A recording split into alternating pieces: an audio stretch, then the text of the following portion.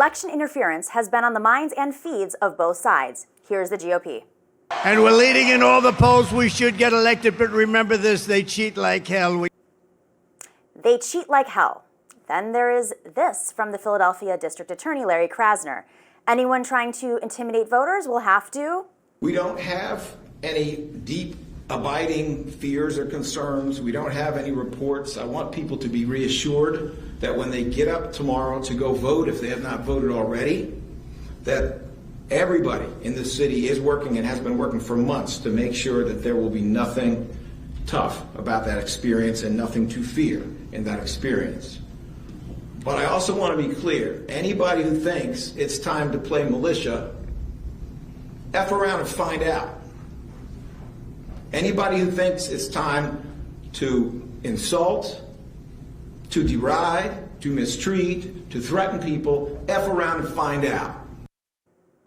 So how real is election interference? With us now to discuss voter intimidation and what he has and has not seen on the ground in that big swing state of Georgia is Gerald Griggs, who is the president of the NAACP chapter in Georgia. Gerald, thank you so much for joining us.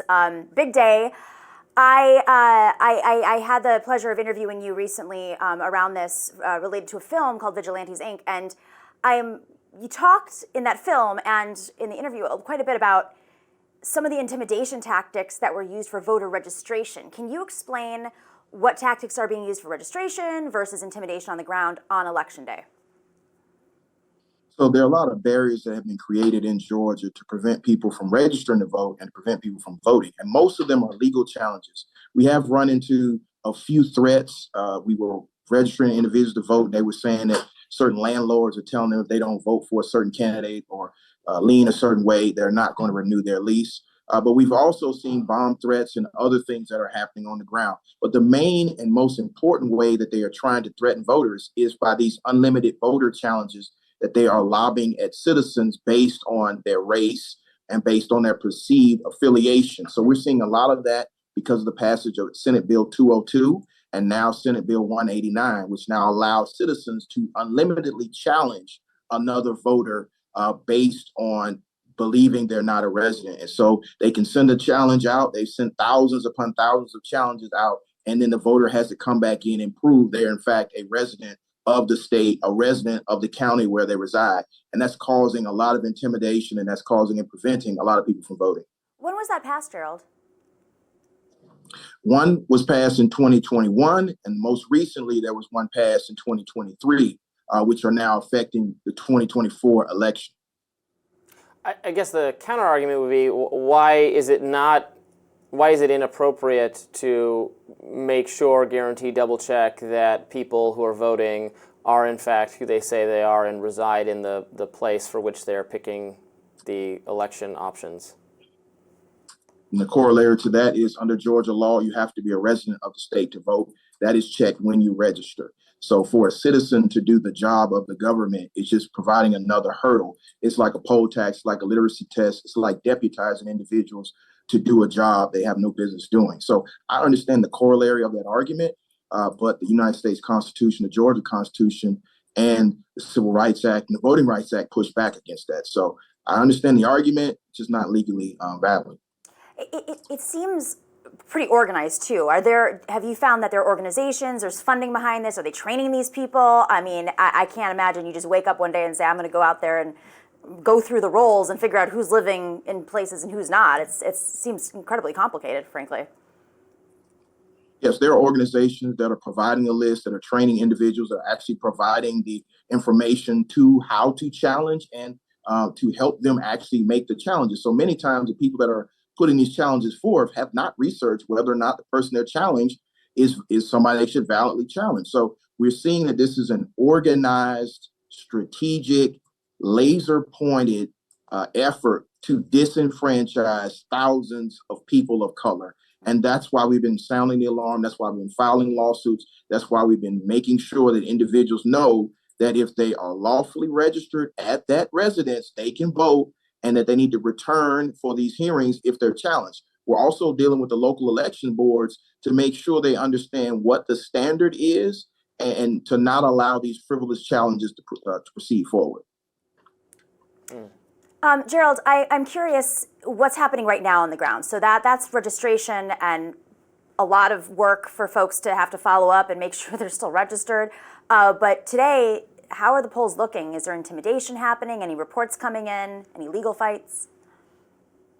There are reports coming in, and we are vetting those reports as we proceed forward. We actually are in the war room here in the Georgia NAACP. We have national staff that is here from the Office of General Counsel. We have our lawyers from the Lawyers Committee who are present virtually, and we are ready to file any legal actions. So there have been a few legal actions that have been filed previous to this election. There hasn't been any filed so far on election day, and we have had reports of poll closures and a few machines down, but nothing distressing to show that there's any intimidation or any attempts to prevent people from voting. But if there are, we will respond as we always have, and we will make sure the state of Georgia abides by its election laws. So currently, there's not a lot of litigation. Supreme Court weighed in into absentee balloting and said that the absentee ballots that are turned in by 7 o'clock tonight will be counted.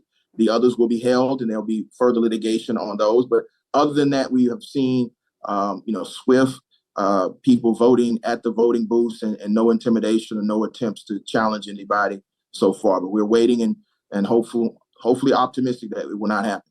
Yeah, I'm seeing from social media, and perhaps you can shed light on this because this is just crossing my feed right now, but the chairman of the GOP in Georgia saying that they won at the court to have Cobb County not accept 3,000 absentee ballots that were submitted after Election Day. Up to Election Day, the absentee ballots obviously submitted, but that they're not going to be submitted afterward.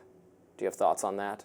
Yeah, and so it's important to actually read what the Supreme Court said. Supreme Court said that any absentee ballots received before or up to 7 o'clock, they will accept. That's the law. So I don't really see that being a win. The 3,000 absentee ballots, as long as they're submitted within that 7 o'clock window, will be counted. So I don't know how that's a win. And what I would say to any party that are trying to limit people's access to the ballot, that's not a winning platform. So hopefully both parties will push their voters to vote within the confines of the law and not try to prohibit individuals from exercising their right to the franchise. We're hearing reports all across the country in these swing states that the polling sites have had to take extra precautions in preparation for some pushback, even maybe after everybody's cast their votes. Can you tell us what folks are doing on the ground? I mean, I heard about snipers in Arizona on the roofs of certain polling sites. Crazy. I've never heard that in the history of my voting. Anything out of normal that folks are doing now to prepare? Well, nothing out of the normal. And, us being a southern state that has a history of Jim Crow and a history of voter intimidation, we don't want law enforcement at the polls. That will dissuade some individuals who have negative interaction with law enforcement. But what we do want is security to make sure that everyone is exercising their right to access to the franchise. So many of the local boards of election have beefed up security, both inside and outside the polls. They have cameras and they have command centers that are connected to law enforcement should anything happen. So the sheriffs don't have to be right there, but if anything happens, they will respond. So we have talked to many of the metro counties and a lot of the rural counties, and they have beefed up security through surveillance and other tactics to make sure that everyone's safe. Thank you so much for joining us today. We really appreciate it. Good luck. Thank you for having me.